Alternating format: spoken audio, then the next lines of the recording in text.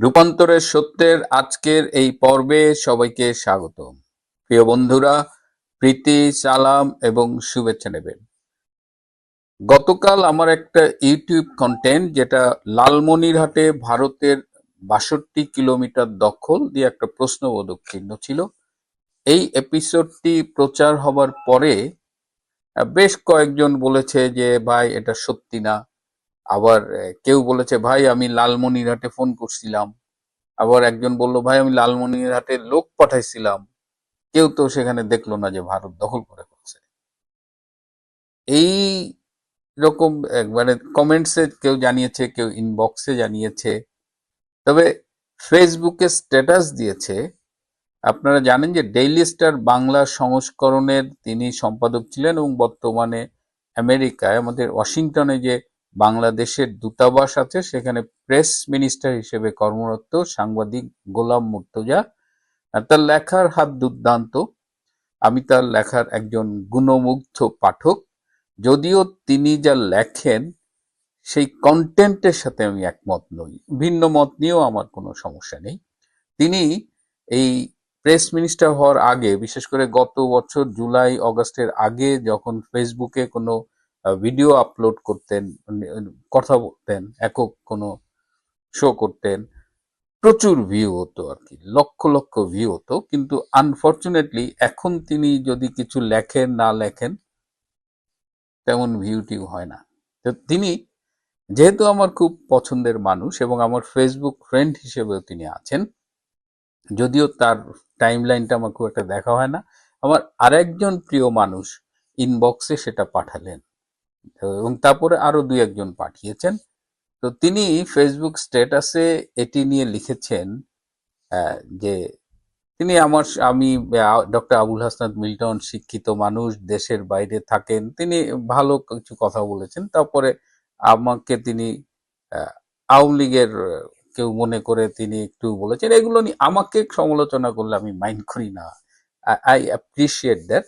তো আমি আসলে একটু কৃতজ্ঞতা জানিয়ে নিই যে তার মতো এত বিগ প্রোফাইলের একজন মানুষ আমাকে নিয়ে যখন ফেসবুক স্ট্যাটাস দেন, তাতে আমার সম্পর্কে যারা চিনতো না তারা আমাকে চিনতে পারে। তো এই প্রচারটুকুর জন্য তাকে আমি ধন্যবাদ জানাই। যাই হোক, স্ট্যাটাসটা একটু পড়ি। এই আমার এই যে ৬২ কিলোমিটার দখল, এটা নিয়ে উনি বলেছেন, কিন্তু এত বড় মিথ্যা, শতভাগ মিথ্যা তথ্য ছড়ানো কি সরকারের সমালোচনা না দেশ বিরোধী প্রোপাগান্ডা? দেশের যে কোনো নাগরিক সরকারের সমালোচনা করতে পারে, কিন্তু দেশ বিরোধী প্রোপাগান্ডা কি চালাতে পারে? এইখানে আমার একটা কথা রয়েছে যে গতকাল গাজীপুরে আমাদের স্বরাষ্ট্র উপদেষ্টা লেফটেন্যান্ট জেনারেল অবসরপ্রাপ্ত জাহাঙ্গীর আলম চৌধুরী, তিনি গিয়েছিলেন আইন শৃঙ্খলা রক্ষাকারী বাহিনীদের সাথে তিনি একটি মিটিং করেছেন এবং মিটিং শেষে তিনি একটি সংবাদ সম্মেলন করেছেন।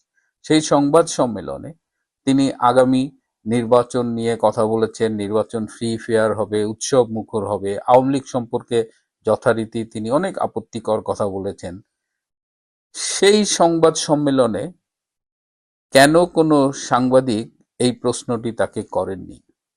কেন সাংবাদিকরা বলেননি যে এরকম শোনা যাচ্ছে, সামাজিক যোগাযোগ মাধ্যমে বলা হচ্ছে যে ওই চিকেন নেক লালমনিরহাটের ওই জায়গাটা ৬২ কিলোমিটার ভারতের দখলে চলে গেছে?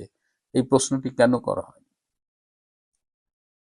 আপনাদের জ্ঞাতার্থে জানাচ্ছি যে ওখানে সংবাদ সম্মেলনের আগে স্বরাষ্ট্র উপদেষ্টার পক্ষ থেকে তার ব্যক্তিগত কর্মকর্তারা সাংবাদিকদের জানিয়ে দিয়েছিলেন যে এই সংবাদ সম্মেলনে ৬০, ৬১, ৬২ সম্পর্কিত কোনো প্রশ্ন করা যাবে না। তার মানে এই যে চিকেন নেকের ওইখানে লালমনিরহাট সংশ্লিষ্ট যে ৬২ কিলোমিটার ভারতের দখলে চলে গেছে বলে আমরা প্রশ্ন তুলেছি বা আমরা বলছি, সেই বিষয়ে স্বরাষ্ট্র উপদেষ্টাকে প্রশ্ন করা যাবে না। কেন যাবে না? এবার আপনাদের কনফিউশনের জন্য বলি, যারা ভেবেছিলেন যে এর মানে লালমনিরহাটে বোধহয় ভারতের সৈন্যবাহিনী ঢুকে গেছে, ভারতের ট্যাঙ্ক ঢুকে গেছে, ভারতের লালমনিরহাট জেলায় যেখানে বাঙালিরা থাকে সেটা বোধহয় দখল হয়ে গেছে, বিষয়টা তা নয়। চিকেন নেক সীমান্ত এলাকার যে ন্যারো জায়গাটা, সেটা সেই জায়গাটায় ৬২ কিলোমিটার জায়গা, যেটা জনবসতিহীন এবং কিছুটা অস্পষ্ট, সেই জায়গাটা ভারত দখলে নিয়েছে এবং এই বিষয়ে ভারত এবং বাংলাদেশ কেউই মুখ খুলছে না। গোলাম মর্তুজা ভাইয়ের প্রতি আমার অনুরোধ থাকবে, তিনি তো সরকারের সাথে ওয়েল কানেক্টেড যতদূর জানি, তিনি কি স্বরাষ্ট্র উপদেষ্টাকে জিজ্ঞেস করে এর সততাটা একটু নিশ্চিত করতে পারেন? আমি যে এই কন্টেন্টটা ইউটিউবে করেছি, আমি নিশ্চিত হয়ে করেছি এবং আমার সূত্রটা, আমি সূত্র বললে সেটা অনৈতিক হয়ে যাবে, কিন্তু আমার সূত্রটা নিজেই এটা বলেছে এবং সেই সূত্র এই সরকারেরই একজন উপদেষ্টা। আমি এটুকু বলে দিলাম, বাকিটা মর্তুজা ভাই আপনি আপনার স্বরাষ্ট্র উপদেষ্টাকে জিজ্ঞেস করে জেনে নেবেন। এর বাইরে আরো একজন দেখলাম যে এই যারা লালমনিরহাট এই চিকেন নেক দখল হয়ে গেছে এটাকে গুজব বলে স্ট্যাটাস দিয়েছেন। তো দ্বিতীয় জনের নামটাও আমি বললাম না, কারণ তার সাথে আমার পরিচয় নাই। আমি গোলাম মর্তুজা ভাইকে চিনি, তার সাথে আমার মতের মিল না হতে পারে, but still we can talk. কিন্তু দ্বিতীয় জন যিনি দিয়েছেন তার স্ট্যাটাসটা আমি গোনায় ধরি না এই কারণে যে তিনি প্রায় স্ট্যাটাস দেন, আবার স্ট্যাটাস প্রত্যাহার করেন, আবার ক্ষমা চান এবং আওয়ামী লীগারদের একটা অদ্ভুত গুণ, আমার আপনার দোষ তারা ক্ষমা না করলেও এইসব পরজীবীদের, এইসব প্যারাসাইটদের জন্য একেবারে ক্ষমার ঢালি নিয়ে বসে থাকে। সুতরাং সেই বিষয়টা বলবো না, কিন্তু আমার যেসব প্রিয় দর্শক, আমি চেষ্টা করি যে তথ্যগুলো আপনাদের সামনে দেই, সেটা আমার পক্ষে সর্বোচ্চ চেষ্টা থাকে সেটা ভেরিফাই করার। আর যখন সরকারের একজন উপদেষ্টা এই কথাটি বলেন, তখন সেটি আমার অবিশ্বাস করবার কিছু নেই।